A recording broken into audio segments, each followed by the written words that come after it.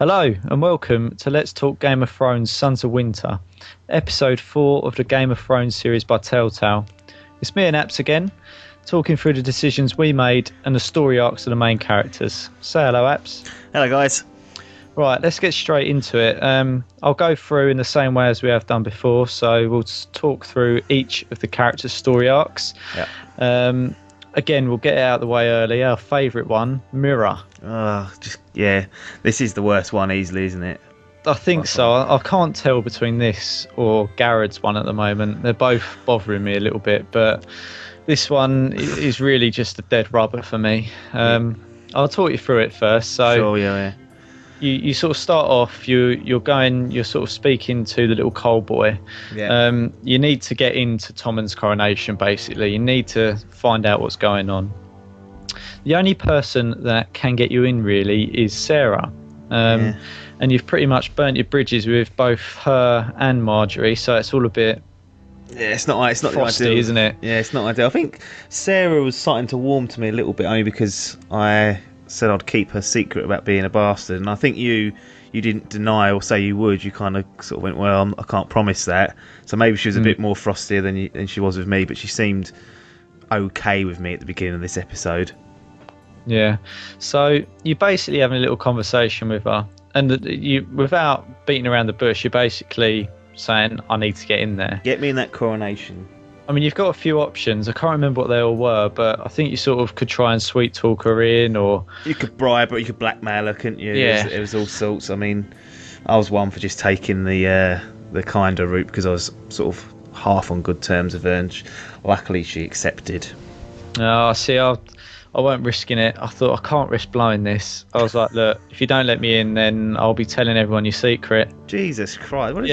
I went. I'm telling you, this storyline, I have just gone straight for the cruel bastards. Yeah. I am literally just doing anything and everything I can. So I basically say to her, look, if you don't get me in there, I'm going to go and tell everyone you're a bastard. So she has no real choice, but she was like, right, I'll do this, and then after that, you get no more. Right, so that's gone then, that friendship. Yeah.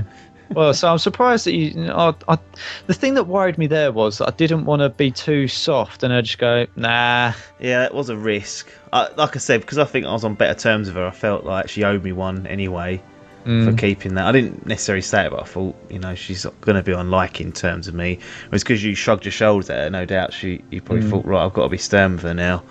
I need to use this to my advantage. Yeah. So anyway, once you're in, there's a couple of key characters in there. It's all sort of you've got Lord Morgan in there, you've got Lord Andros, and you've got Lyman Lannister as a new character. But basically, they're the little trio that are trying to sell your ironwood. Yeah. So you've got to try and figure out what's going on. So I mean, the first thing I did was go and speak to Lord Morgan, because I thought, right, I already know what friendlish face, isn't he? He seems alright. And he basically says that he's no longer the agent for selling all the ironwood. Sacked. Yeah, so he's blown it with Lord Andros by the looks of it. So I was like, right, okay, let's see what's going on. So I thought I'll leave Andros because he's a bit combustible. Yeah. And I went and spoke to Lyman Lannister, who is I think he's like a fourth cousin or something. He's not. Yeah, he's not a direct sort of heir to any sort of throne, but he's related and he's got the Lannister name. But he's a jittery mess, isn't he? Yeah, he seems like a bit of an odd character. So I sort of went over to him, sort of tried to sweet talk him first, and Andros comes over a bit irritated because he was like, "Do you know who she is? She's Mira Forrester." Blah blah blah. He knows what we're trying to do. He knows we're trying to get some information out that we shouldn't probably have. Yeah, exactly. So anyway, I was like, right, okay. You then end up speaking Lord Tarwick, who is Sarah's betrothed, so husband-to-be, essentially, I think. Yeah, because he's flirting with her, and he actually tries to flirt with like Mira a little bit, but I brushed him off and sort of directed it back onto Sarah, thinking, again, try and keep in the good books with the pair of them. Yeah, I did that. I'm not quite sure why. I'm surprised you didn't just try and flirt back with him and try and steal him just to wind Sarah up. I didn't want to create too many enemies there. I thought, why is he being introduced? I thought I want to keep on good terms with him. I don't want to be annoying anyone now I'm in there. But anyway, you're speaking to him, and he basically, it's a bit weird how it all happens. He basically knows that you might know something about Sarah. Yeah, I guess he assumes that because you're handmaids of her, there's something that you might know, but there's also, he drops hints that he knows something that we need to know about Lord Andros and the Lannister boys' plans. So it's kind of, he offers you a bargaining tool, doesn't he? Whether you want to, will you give him some information about Sarah's past in order to figure out what is going on with this this plan of the White Hills. Yeah. So I mean, to me, there was only one option here, and I absolutely sold Sarah. I was like, I'm not interested. She said after this, I'll get nothing more anyway. So I was like, well, I might as well just blab it because.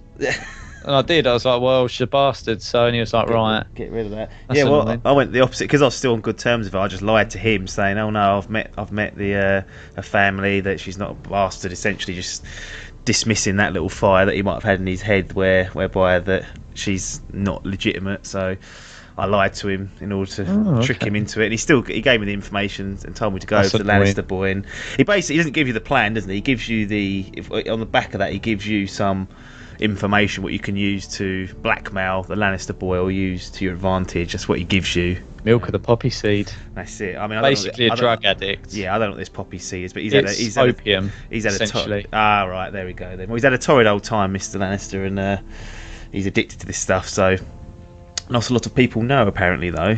And he soon crumbles when you start questioning him about it. Yeah. Just going back to quickly back to speaking to Lord Tarwick, that was one of the major decisions in the game. Yeah, it was. That was a strange one, but that was listed as one of the main ones. Only 15.1% did what I did, so absolutely sell her out. So that's quite a big percentage that didn't want to sell out Sarah. No, you're just obviously not having it. Well, yeah, as I said, I was sort of in a position where I was like, right, I'm just going to do what I have to do to get the information I need.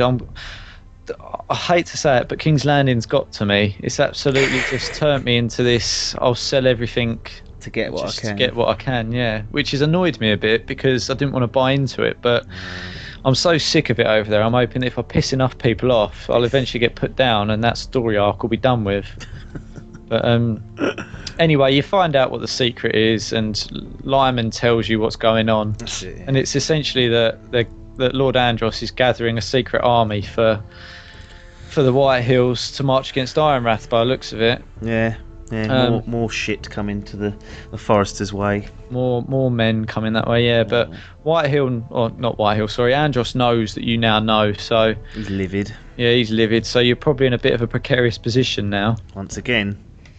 Yeah, again. So not many friends in King's Landing, I must say. At the moment. Slowly just crumbling, is it? Anyway, let's move on. Yeah.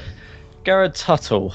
So he's up at the wall at the minute, but obviously, as we know from the last episode, we just absolutely put the knife in Brit. So you get we're in a bit of hot water. Well, I'm livid they found the body. I thought that was long gone. Once you kicked him off the wall, I thought they're not discovering Brit. That'll be a bag of bones and mess. No, fully formed with the knife mark or the sword marks, and I was steaming.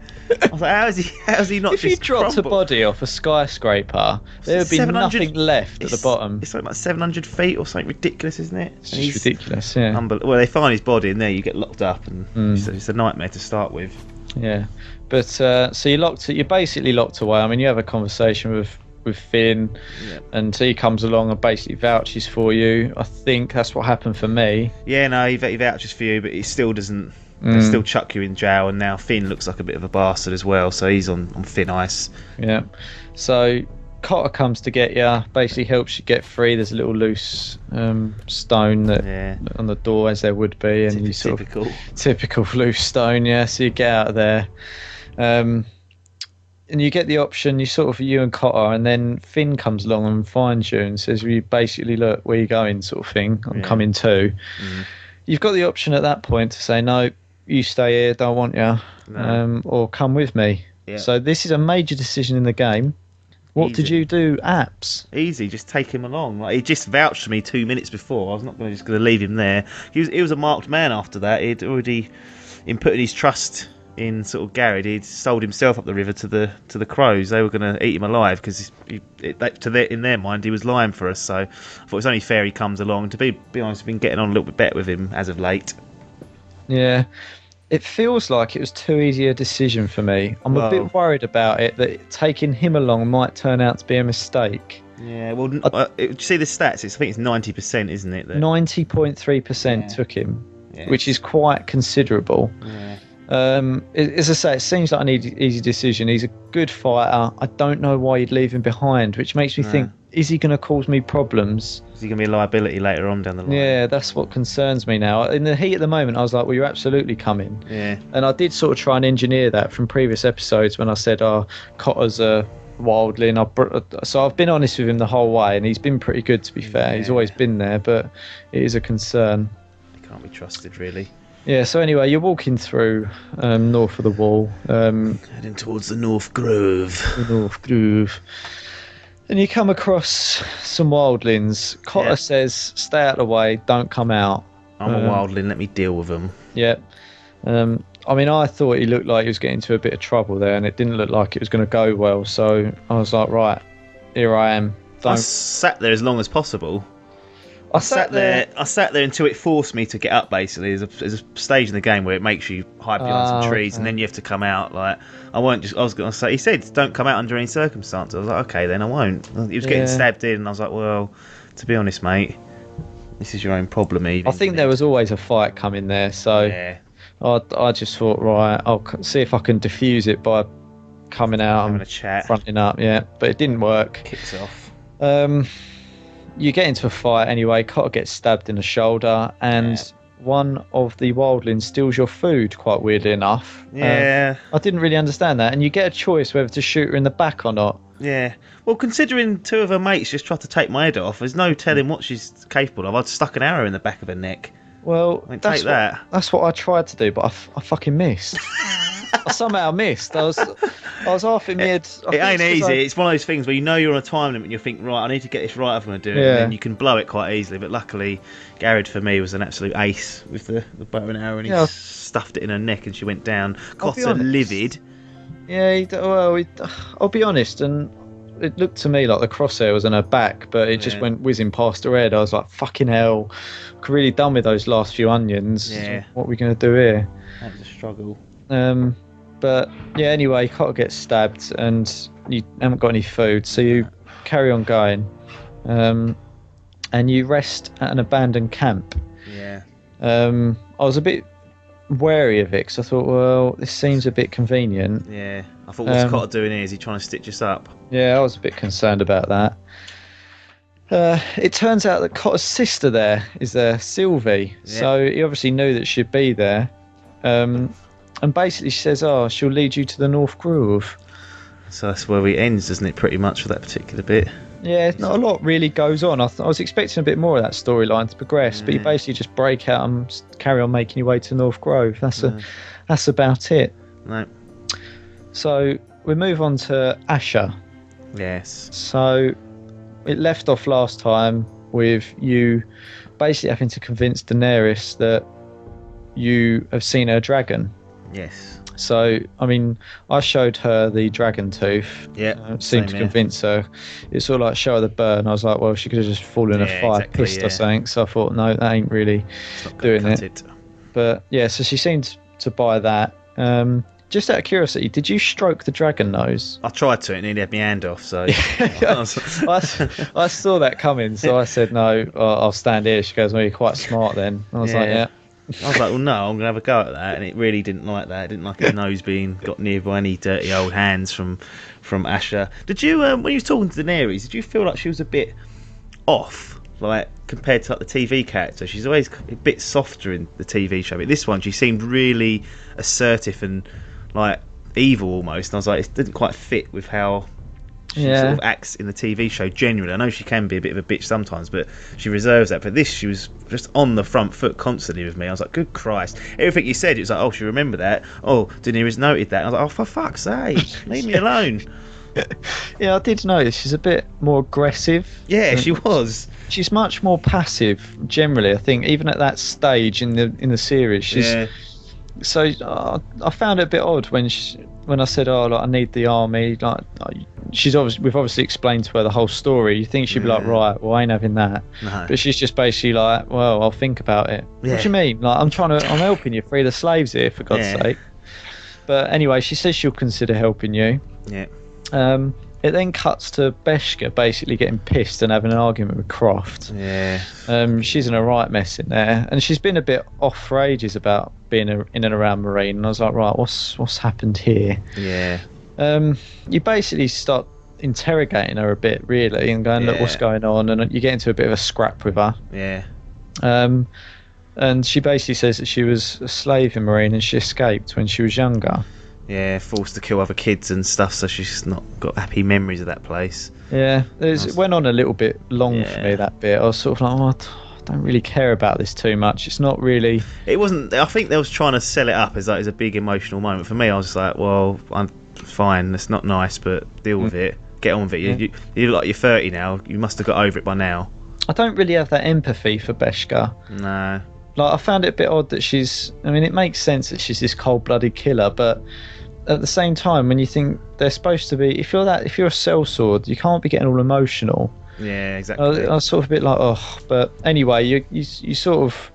She agrees to sort of go and says, oh, I won't let you down, etc. No. And you're in there sort of doing your mission, and she sees a slave getting kicked to death, basically, and she goes and... jeopardizes the whole thing trying to talk to him, and she goes off to find her old master. She's livid with him. She doesn't like him. Yeah, she's absolutely livid. She goes in, grabs him, chucks him out the door, and she's beating him, kicking him, and she basically is about to kill him. And Croft's like, right, don't do that. If you do that, you're in all sorts of trouble. Part of me wanted to just go, right, go on, and I did. The first thing I said to her was, do what you need to do. And then as it carried on, I was like, oh, I wish I hadn't said that. Change your mind immediately. Yeah, and then luckily it gave me the option to stop her, and I said, do it for me, and she did. She stopped.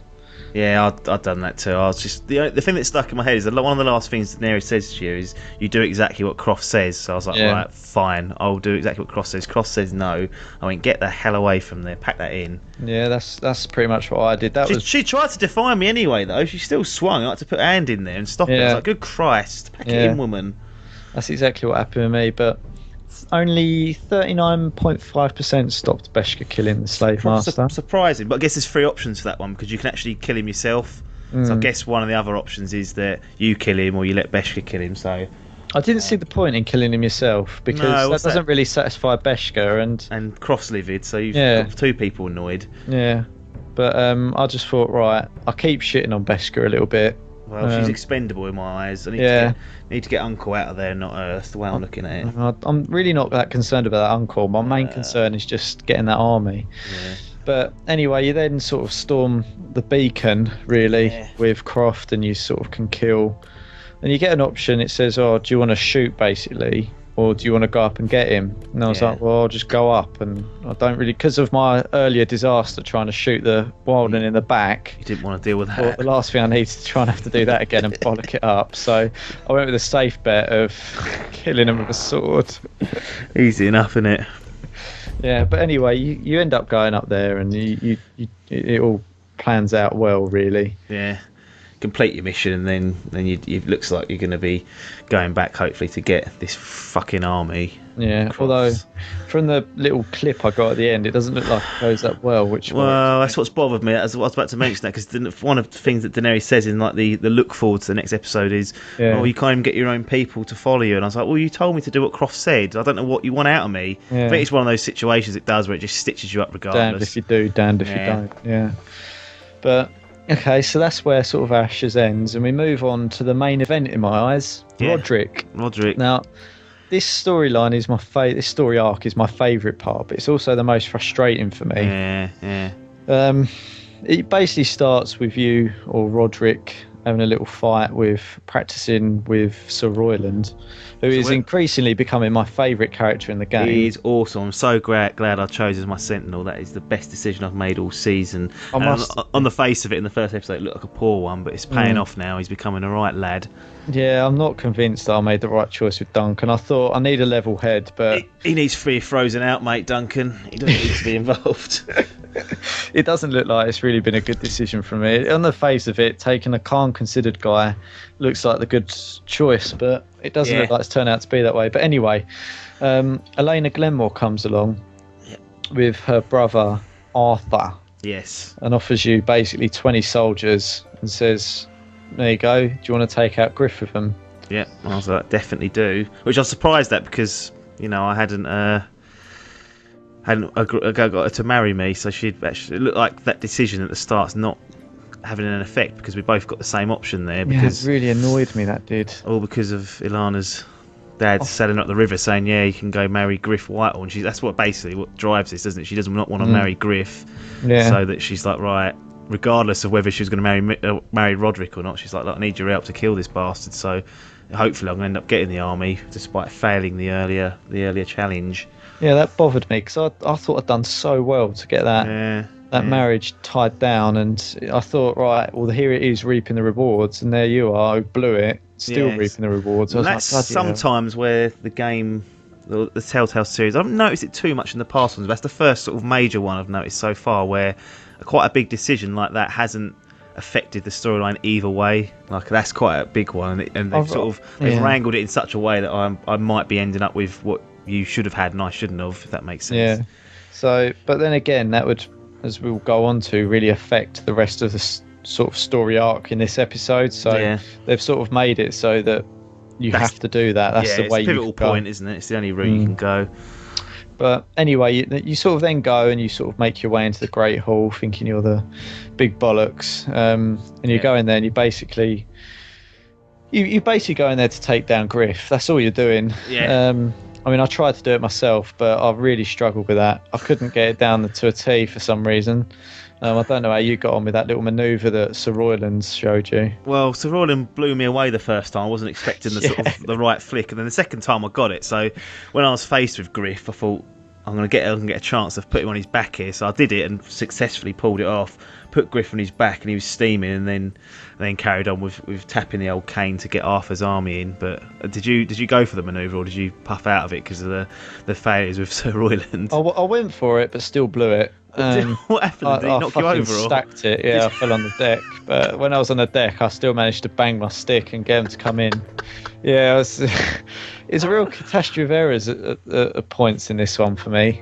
I made a right mess of some of them.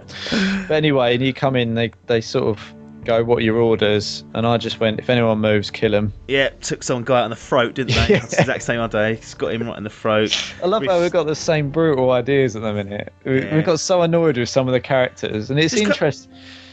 It's just come to a point where I was sick of these Whitehills. Like, any chance to assault them in any way. I know it's going to sting me later, but I was like, no, get stinging them in, get fucking whittling down their numbers. Yeah.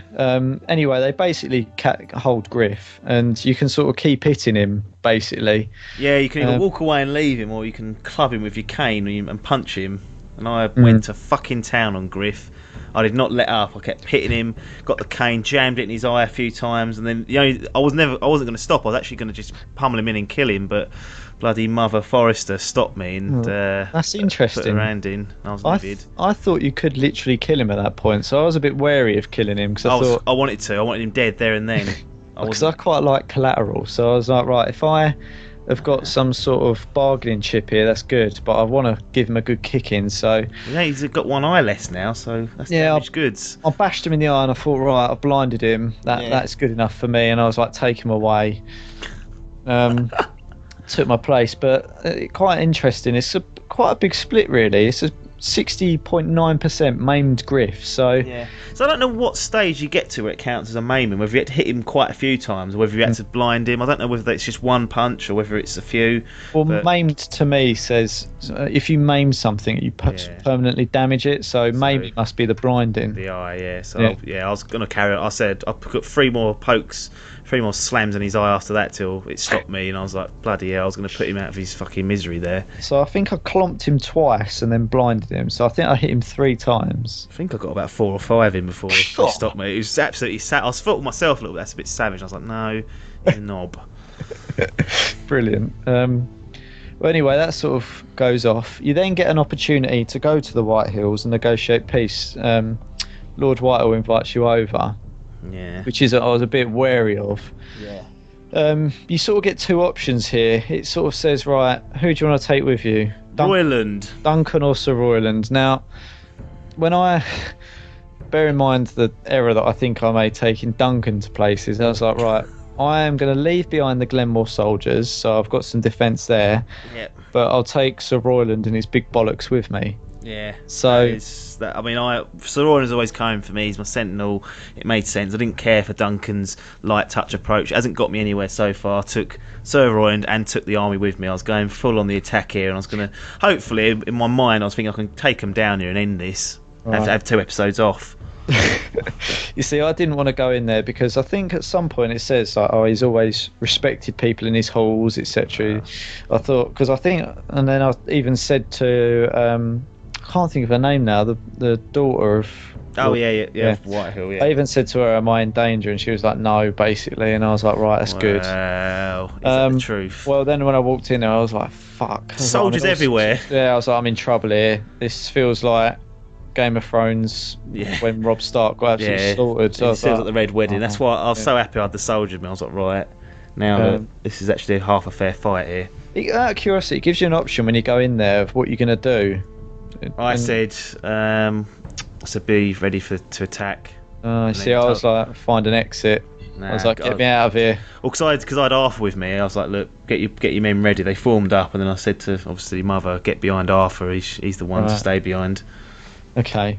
Well, anyway, so before we get too ahead of ourselves, 70% ordered the Glenmore soldiers to remain at Ironrath. Yeah, I was shocked at that. I was in the low percentages for that. I really thought a lot of people would be taking them with them. And I thought, I don't know how long this march is. And I was thinking, no one's attacking this place. They still think Griff's controlling it.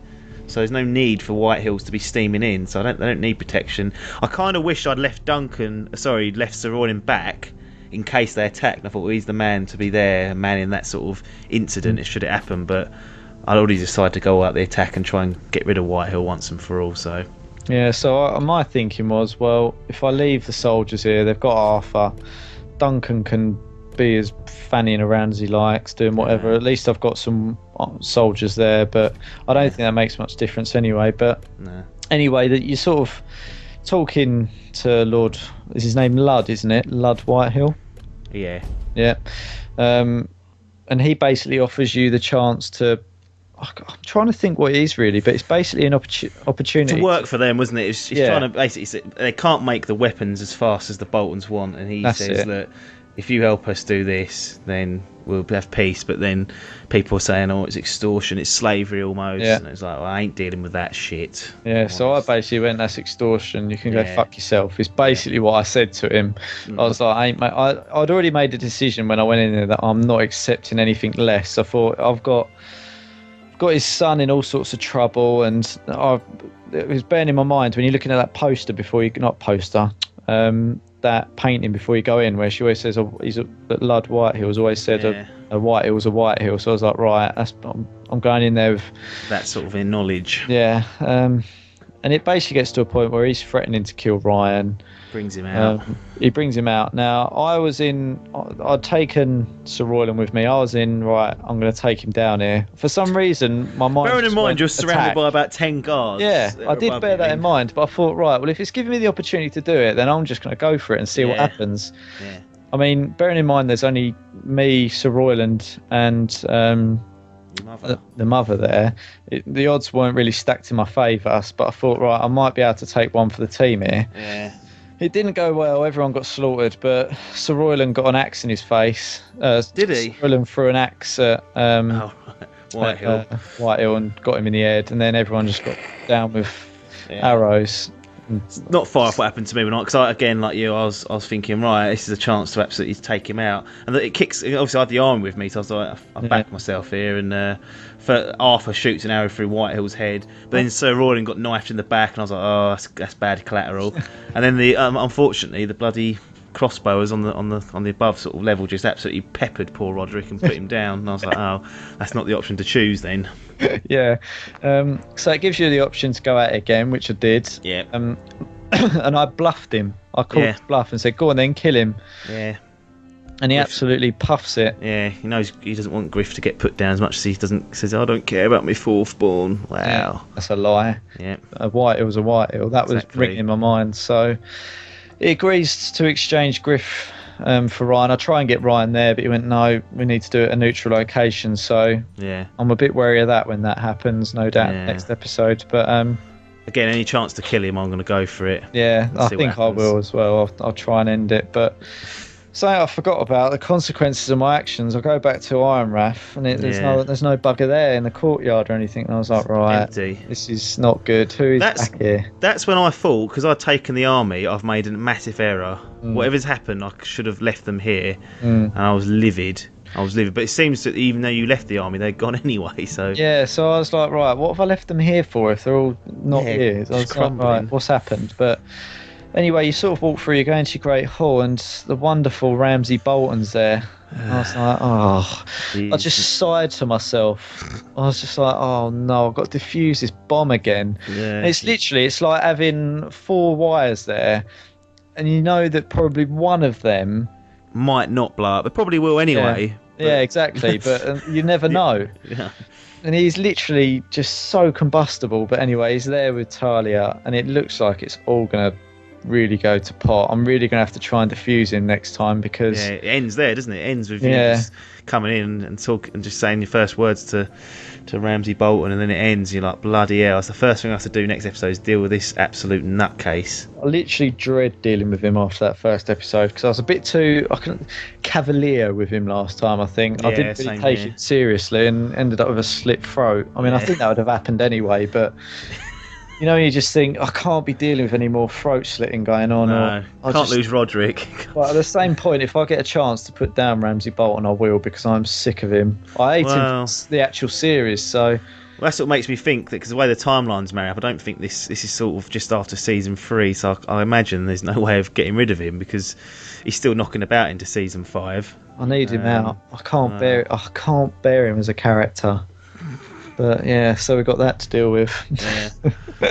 Jesus H. Christ. Yeah. Right. Okay, we'll wrap that up there. I think we've spent enough time on this. Thanks for joining me. No worries. I look forward to joining you again for episode 5, which will probably be out in the next month or 2. Yeah, a couple of months, I reckon. Then we'll be back to do it all again. Right. So we'll wrap it up. As I say, thanks for joining me. Be sure to check out the other material that's on the channel. There's lots of Let's Plays going up, and don't forget about the podcast. But until the next time, ta-da!